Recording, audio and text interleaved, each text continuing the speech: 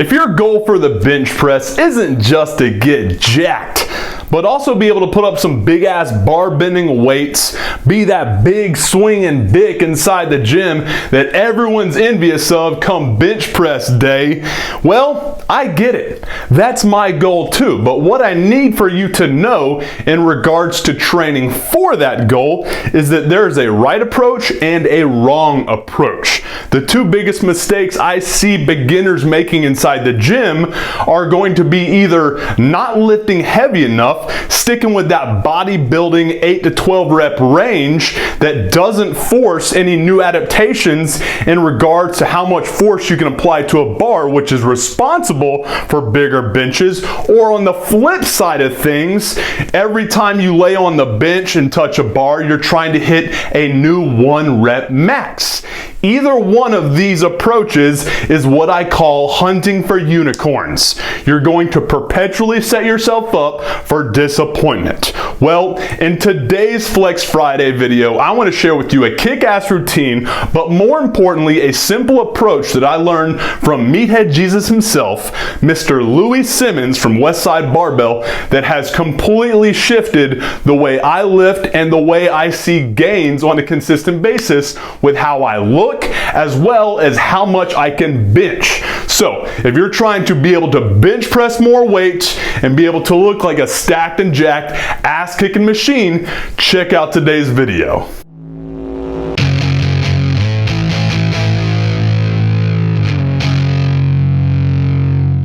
What's up, meatheads? Coach MANdler here, Team Swole Patrol. Got a kick-ass Flex Friday routine for you today. But before we get to that, I want to share a quick tip that I learned from my boy Louis Simmons at Westside Barbell that has taken my strength gains to the next level, helping me see consistent 1 rep max improvements every time I get through my 12 to 16 week training cycle. Now, let me give you a quick history on myself.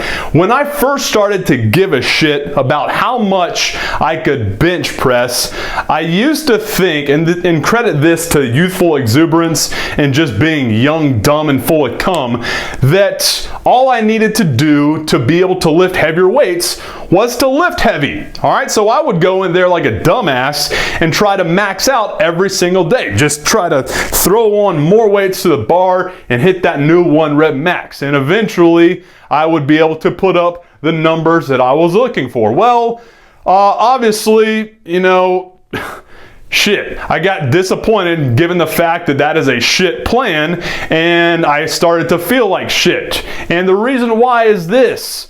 Bringing the science into the swole, if you're going to have that approach, here's what's going to happen. Anytime you lift at or above 90% of your max effort abilities, if you will, for 2 to 3 weeks, just 2 to 3 weeks doing that, you're going to start seeing diminishing returns. What's happening is you're just asking too much from your nervous system and your body in general. So you might see a quick increase making those neural adaptations, but then see that quick and steady decline, those diminishing returns based on the fact that you're just asking too much from your body.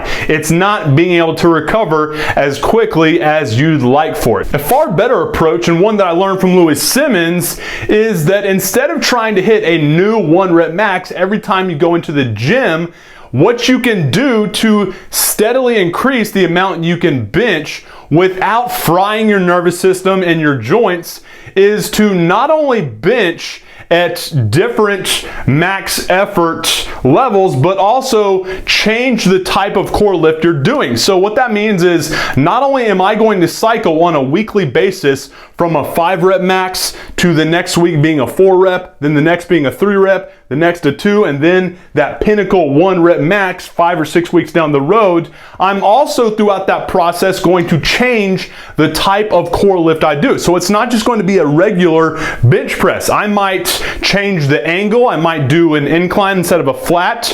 I might change the width of the grip. So I might do a wide grip, might do a narrow grip. I might change the range of motion, do it from a board, or do it even lower with a cambered bar, or even add some change chains and bands for accommodated resistance. Ultimately, what you can take from this is that you're constantly giving your body new stimulus and asking more from it so that it can become accustomed to applying more force, which at the end of the day, come 1 rep max day, will benefit you with a new bar bending 1 rep max. So don't just do the same shit over and over again, trying to max out with the same grip, same angle, and same attempt. Try different things. Work down from a 5 rep max to a new 1 rep max, introduce some periodization, and change the stimulus so that you force your body into making new improvements. That's the name of the game. That's the game changer. Ask more from your body and your body will adapt to it and reward you with some kick-ass gains, and not only size and muscularity, but more importantly that strength that allows you to look and perform like an absolute ass-kicking machine. Now, let's get to today's kick-ass Flex Friday routine.